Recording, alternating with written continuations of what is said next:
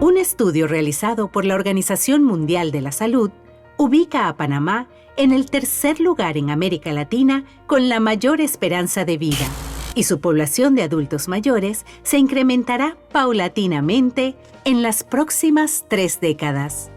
Esto significa que para el 2050 tendremos muchos abuelitos con los que podamos compartir.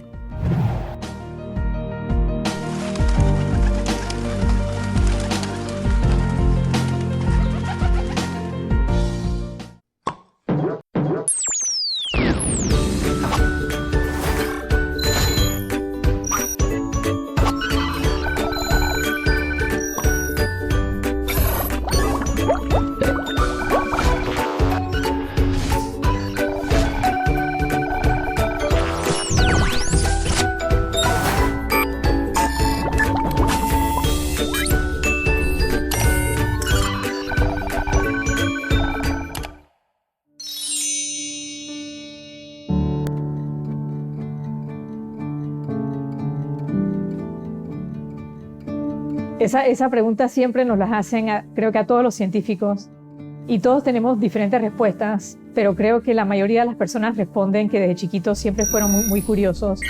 Lo mío no fue tanto la curiosidad, sino como la meticulosidad.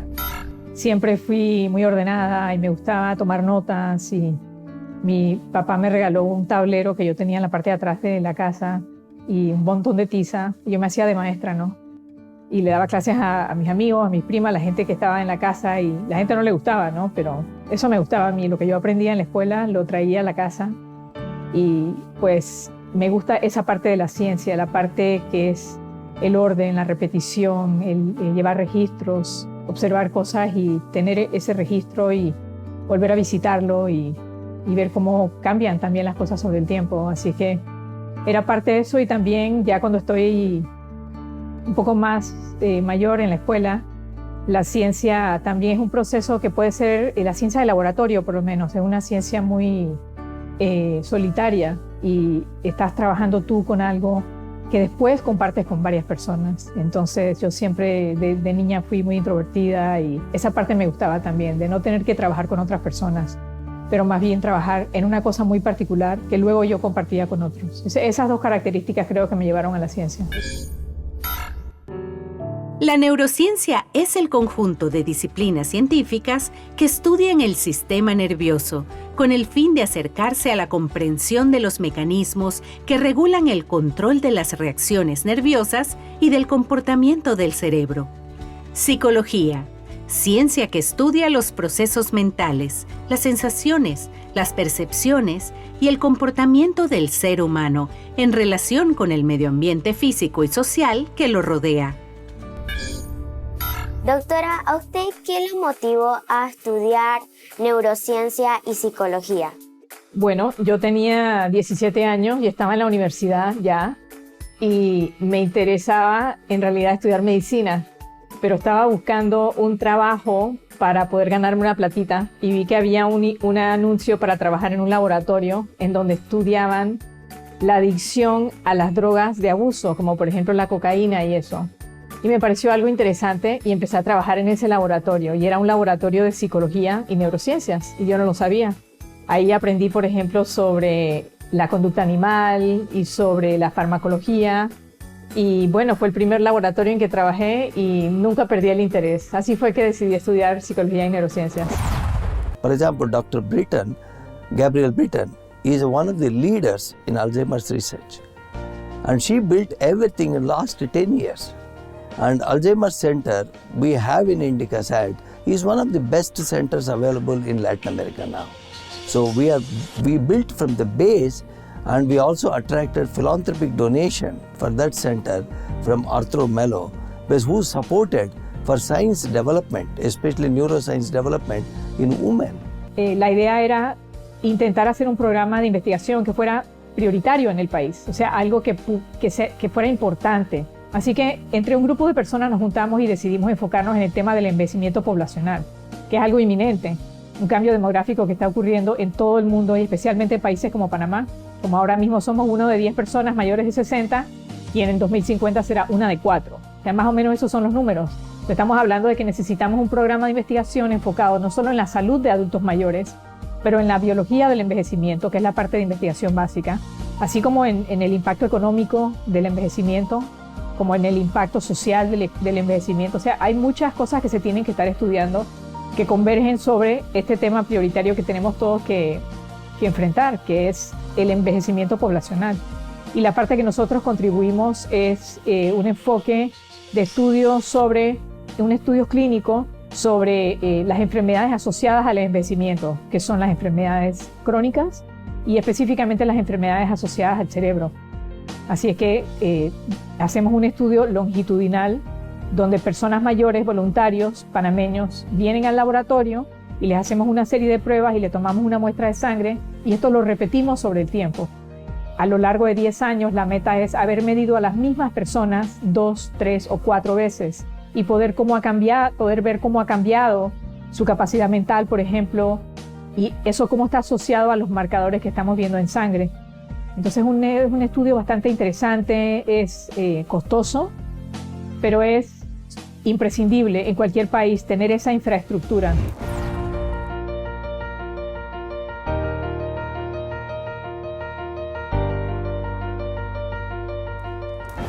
Me siento satisfecha de estar en este centro, ya que yo vine como alumna y he quedado como instructora.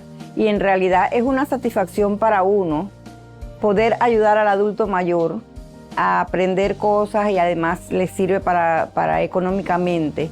Y le exhorto al adulto mayor no quedarse en la casa, porque nosotros no hacemos nada con estar viendo para el techo.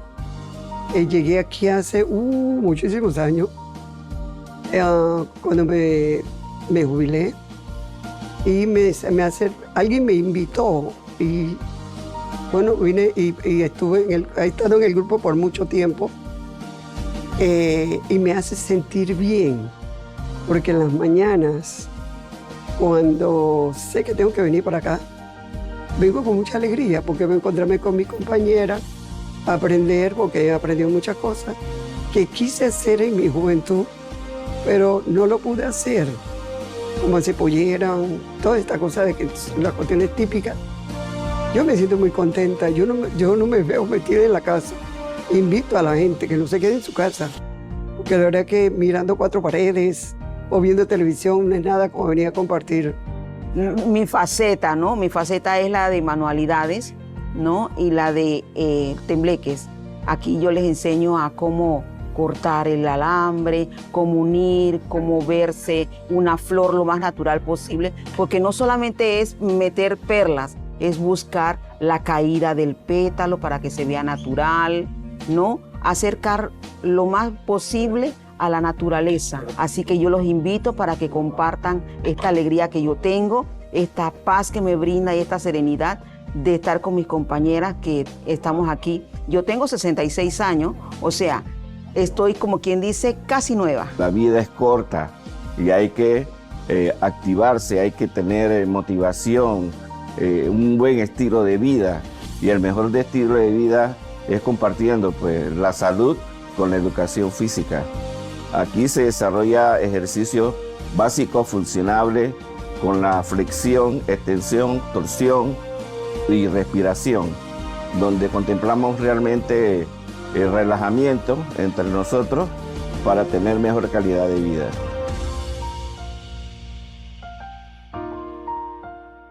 Y doctora, ¿usted también tuvo la experiencia de compartir con sus abuelitos? Sí, un poquito con la mamá y el papá de mi mamá, porque vivían en Panamá, pero mi papá era estadounidense y sus papás vivían en Estados Unidos, así que como el día a día interactuaba mucho más con la mamá de mi mamá, mi abuelita, que una de las cosas que a ella le gustaba ir al cine, entonces nos llevaba mucho al cine.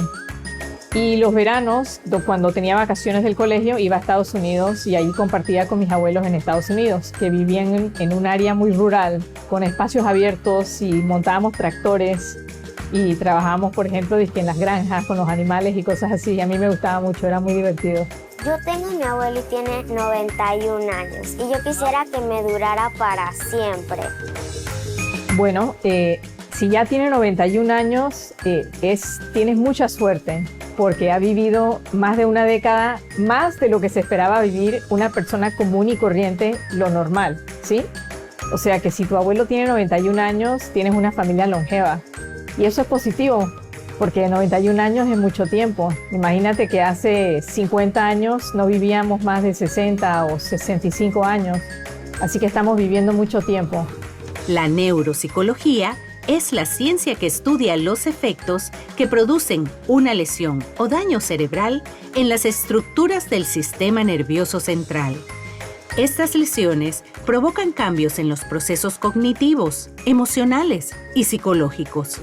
Es una especialidad que converge entre la psicología y la neurología. Sí, siempre tuve mucho apoyo de mi mamá y mi papá, una familia que la verdad que me dieron todas las herramientas para poder tener éxito, no solamente en ciencias, pero en cualquier actividad que yo tuviera. Y estoy muy consciente de eso. De muy pequeña me fui a estudiar a Estados Unidos en una escuela alternativa, un colegio alternativo. Estuve interna desde los 14 años y fue una escuela alternativa porque las clases eran muy pequeñas, o sea, solamente éramos como entre 6 y 8 o 10 personas por salón. O sea que tenemos una atención bastante uno a uno. Y los cursos de ciencia desde que tengo 14 años han sido de laboratorio. Así que tuve ese privilegio de poder trabajar con personas que me inspiraron mucho desde muy temprano. El hombre se dedica casi exclusivamente a su trabajo de laboratorio y por tanto puede avanzar mucho más. La mujer científica no solamente se dedica a su laboratorio, pero también a sus hijos, a su hogar. Y encima de eso, y hay un montón de evidencia que lo sustenta, esto no es una opinión mía, las mujeres somos más dispuestas a participar en actividades extracurriculares, talleres, seminarios, actividades con niños, por ejemplo, actividades fuera de la ciudad para descentralizar la ciencia. Las mujeres somos más predispuestas a hacer esas actividades. Y en cualquier actividad que tenemos así, en donde tenemos una mesa de trabajo, digamos, con el MINSA, que nos piden una asesoría, o con el MIDES, que nos piden una asesoría, la gran mayoría de las personas en la mesa somos mujeres. Y eso es cierto en todas las áreas de trabajo de Panamá. La gran mayoría del trabajo técnico se está haciendo por parte de las mujeres. Son hombres jefes que se están llevando el crédito, pero en la mesa de trabajo están entre 60 y 80% mujeres, y así es en la ciencia. Entonces, cuando ves los números, por ejemplo, y ves quiénes son los científicos que más son reconocidos a nivel internacional o más citados, entre los primeros 20 hay una mujer solamente. Y cuando miras esa lista, muchos de ellos tienen parejas científicas. Entonces, la pregunta es ¿por qué ellos avanzan y por qué ellas no? Y la respuesta es porque la mujer sigue haciendo la gran mayoría del trabajo no remunerado de casa, hace 40% más del trabajo con los niños, la atención al hogar, la administración del hogar. Esa es una realidad que quizás no sea muy popular entre la gente que piensa que es una opinión expresar eso, pero eso es una realidad.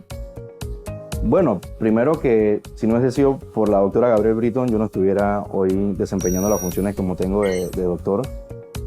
Cuando comencé a hacer mis estudios de doctorales, tuve la gran suerte y la gran ventaja de que ella se acercó a mí y me dijo, mira, estoy buscando un estudiante, ¿te interesaría participar del equipo? Y para mí fue un honor, debido a su trayectoria, que ya la conocía, poder decir sí, me interesa.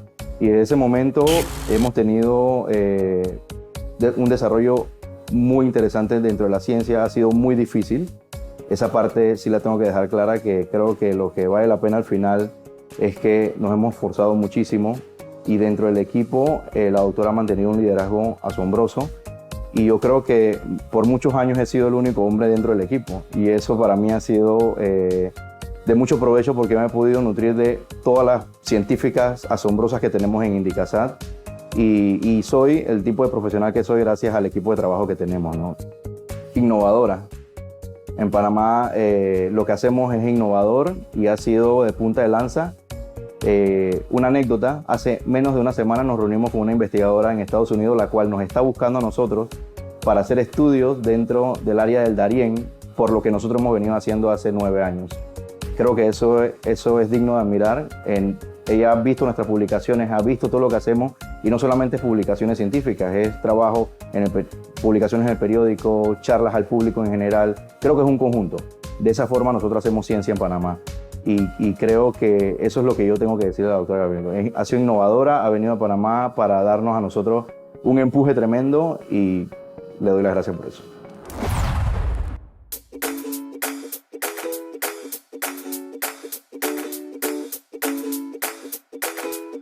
Doctora, yo quiero ser neurocirujana, pero ¿la familia es importante?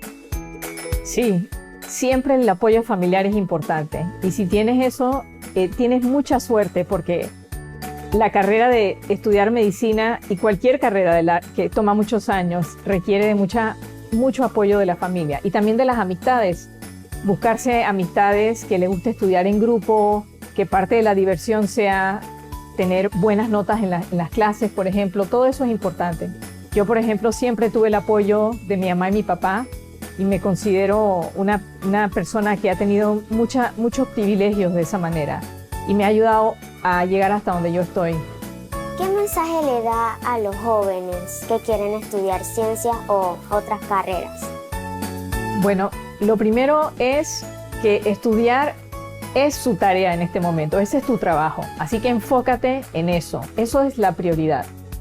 Y toma tiempo para divertirte también, mantente sana, come bien, haz ejercicio y comparte con tus amistades. Y lo que tienes que recordar, por ejemplo, es que van a haber momentos difíciles. No te creas que todo es fácil, si todo fuera fácil, todo el mundo sería neurocirujana.